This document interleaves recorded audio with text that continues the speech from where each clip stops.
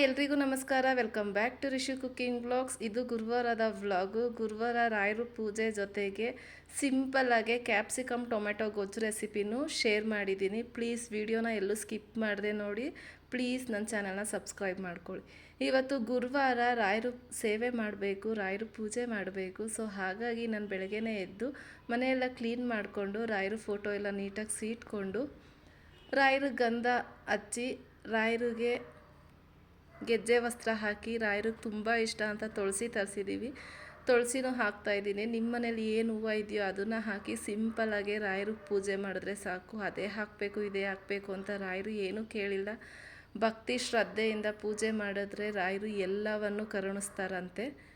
So ಹಾಗಾಗಿ ನಮ್ಮ ಮನೇಲಿ ಏನು ಹೂವು ಇತ್ತು ಅದನ್ನು ಹಾಕಿ ನಾನು ಸರಳವಾಗಿ ಪೂಜೆ ಮಾಡ್ಕೊತಾ ಇದ್ದೀನಿ. ಮಲ್ಲಿಗೆ ಹೂವನ್ನು ಹಾಕಿ ಎಲ್ಲ ರೆಡಿ ಆದಮೇಲೆ ದೀಪ ಹಚ್ಚಿ ಪೂಜೆ ಮಾಡ್ಕೊತೀನಿ ಅಷ್ಟೇ. ನಾನು ನೈವೇದ್ಯಕ್ಕೆ ಹಣ್ಣು ಕಾಯಿ ಮಾತ್ರ ಮಡಗೋದು, ಬೇರೆ ಏನು ಪ್ರಸಾದ ಮಾಡಿಟ್ಟಿಲ್ಲ. ಇವತ್ತು ಟೈಮ್ ಆಗಿಲ್ಲ ಅಂತ ನೋಡಿ. ಇಷ್ಟು ನಾನು ಮಾಡಿರೋ ರಾಯರಿಗೆ ಸೇವೆ.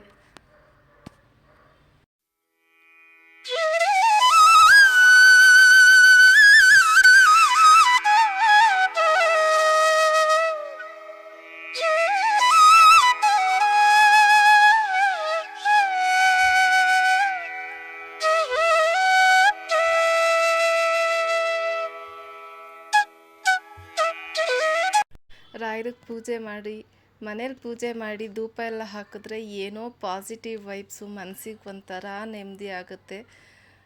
ಪೂಜೆ ಎಲ್ಲ ಮುಗಿಸ್ಕೊಂಡು ನಾನಿಲ್ಲಿ ಬ್ರೇಕ್ಫಾಸ್ಟಿಗೋಸ್ಕರ ಮೊದಲೇ ಹೇಳ್ದಂಗೆ ಕ್ಯಾಪ್ಸಿಕಮ್ಮು ಟೊಮೆಟೊ ಗೊಜ್ಜು ಮಾಡ್ತಾಯಿದ್ದೀನಿ. ರೆಸಿಪಿನ ಸ್ಟಾರ್ಟ್ ಮಾಡೋಣ ಬನ್ನಿ.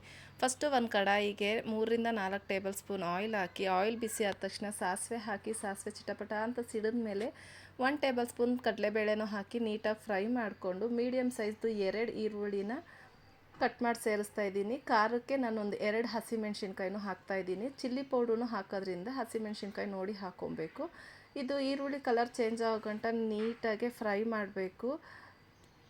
ನೀಟಾಗೆಲ್ಲ ಫ್ರೈ ಮಾಡಾದಮೇಲೆ ಒಂದು 5-6 ಹುಳಿ ಟೊಮೆಟೊನ ಸಣ್ಣದಾಗೆ ಕಟ್ ಮಾಡಿ ಸೇರಿಸ್ತಾ ಇದ್ದೀನಿ. ಟೊಮೆಟೊ ಗೊಜ್ಜಿಗೆ ಟೊಮೆಟೊ ಜಾಸ್ತಿ ಇದ್ದರೆ ಚೆಂದ, ಈರುಳ್ಳಿ ಸ್ವಲ್ಪ ಕಡಿಮೆ ಹಾಕ್ಕೊಬೇಕು. ಆವಾಗೇ ಟೊಮೆಟೊ ಗೊಜ್ಜು ಫುಲ್ ಟೇಸ್ಟ್ ಆಗೋದು. ಟೊಮೆಟೊ ಅಲ್ಲಿ ನೀರಿರೋ ಅಂಶ ಎಲ್ಲ ಇರುತ್ತೆ, ಸಾಫ್ಟ್ ಆಗುತ್ತೆ. ಸಾಫ್ಟ್ ಆಗೋಕ್ಕೋಸ್ಕರ ನಾನಿಲ್ಲಿ ರುಚಿಗೆ ತಕ್ಕಷ್ಟು ಉಪ್ಪು, ಒಂದು ಸ್ವಲ್ಪ ಅರಿಶಿನದ ಪುಡಿ ಹಾಕಿ ಚೆನ್ನಾಗಿ ಫ್ರೈ ಮಾಡ್ತಾಯಿದ್ದೀನಿ. ಟೊಮೆಟೊ ಫುಲ್ಲು ಸಾಫ್ಟ್ ಆಗಬೇಕು, ಅಲ್ಲಿ ಗಂಟ ಫ್ರೈ ಮಾಡಬೇಕು. ಒಂದು 2-3 ನಿಮಿಷ ಹಂಗೆ ಬೇಯೋದಕ್ಕೆ ಬಿಟ್ಟು ನಾನಿಲ್ಲಿ ಒಂದು ದೊಡ್ಡ ಕ್ಯಾಪ್ಸಿಕಮ್ನ ಕಟ್ ಮಾಡ್ಕೊತಾ ಇದ್ದೀನಿ. ಒಂದು ದೊಡ್ಡ ಕ್ಯಾಪ್ಸಿಕಮ್ ಇದ್ದರೆ ಸಾಕು. ಕ್ಯಾಪ್ಸಿಕಮ್ ಎಲ್ಲದಕ್ಕೂ ಯೂಸ್ ಮಾಡ್ಬೋದು. ಟೊಮೆಟೊ ಗೊಜ್ಜು, ಉಪ್ಪಿಟ್ಟು, ಚಿತ್ರಾನ್ನ, ನಾನು ಎಲ್ಲದಕ್ಕೂ ಯೂಸ್ ಮಾಡ್ತೀನಿ. ಕ್ಯಾಪ್ಸಿಕಮ್ ಮಾತ್ರ ವೇಸ್ಟ್ ಮಾಡಲ್ಲ. ಎಲ್ಲ ಸಣ್ಣದಾಗಿ ಹೆಚ್ಚಿಟ್ಕೊಬೇಕು. ಕ್ಯಾಪ್ಸಿಕಮ್ನ ಹಾಕೋದ್ರಿಂದ ಟೊಮೆಟೊ ಗೊಜ್ಜು ತುಂಬ ಫ್ಲೇವರ್ಫುಲ್ಲಾಗಿರುತ್ತೆ. ಒಂದ್ಸಲ ಟ್ರೈ ಮಾಡಿ, ಟೇಸ್ಟಿಯಾಗಿರುತ್ತೆ. ಯಾರೆಲ್ಲ ಈ ರೆಸಿಪಿ ಮಾಡ್ತೀರೋ ಅವ್ರು ಕಮೆಂಟ್ಸ್ ಮಾಡಿ. ಟೊಮೆಟೊ ಫುಲ್ ಸಾಫ್ಟ್ ಆದಮೇಲೆ 1 ಟೇಬಲ್ ಸ್ಪೂನ್ ಚಿಲ್ಲಿ ಪೌಡ್ರ್ ಹಾಕ್ತಾಯಿದ್ದೀನಿ. ಹಸಿಮೆಣ್ಸಿನ್ಕಾಯಿನೂ ಹಾಕಿರ್ತೀವಿ, ನೋಡಿಕೊಂಡು ಖಾರ ಹಾಕ್ಕೊಬೇಕು. 1/4 ಟೇಬಲ್ ಸ್ಪೂನ್ ಆಗೋಷ್ಟು ಧನಿಯಾ ಪುಡಿ, ಒಂದು ಅರ್ಧ ಟೇಬಲ್ ಸ್ಪೂನ್ ಆಗೋಷ್ಟು ಗರಂ ಮಸಾಲನೂ ಹಾಕಿ ಚೆನ್ನಾಗಿ ಮಿಕ್ಸ್ ಮಾಡಬೇಕು. ಖಾರದ ಪುಡಿಲಿರೋ ರಾಸ್ ಮೇಲೆಲ್ಲ ಹೋಗಬೇಕು, ಅಲ್ಲಿ ಗಂಟ ನೀಟಾಗೆ ಮಿಕ್ಸ್ ಮಾಡಬೇಕು. ಚೆನ್ನಾಗಿ ಮಿಕ್ಸ್ ಆಗಿ ಒಂದು 2-3 ನಿಮಿಷ ಹಂಗೆ ಬೇಯೋದಕ್ಕೆ ಬಿಡೋಣ. ಅದೆಲ್ಲ ಸುತ್ತ ಎಣ್ಣೆ ಬಿಟ್ಕೊಳ್ಳುತ್ತೆ. ಆಮೇಲೆ ನಾವು ಕಟ್ ಮಾಡಿಟ್ಟಿರೋಂತಹ ಕ್ಯಾಪ್ಸಿಕಮ್ನ ಸೇರಿಸ್ಕೊಬೇಕು. ಕ್ಯಾಪ್ಸಿಕಮ್ ಹಾಕಿ ನೀಟಾಗೆ ಫ್ರೈ ಮಾಡಬೇಕು.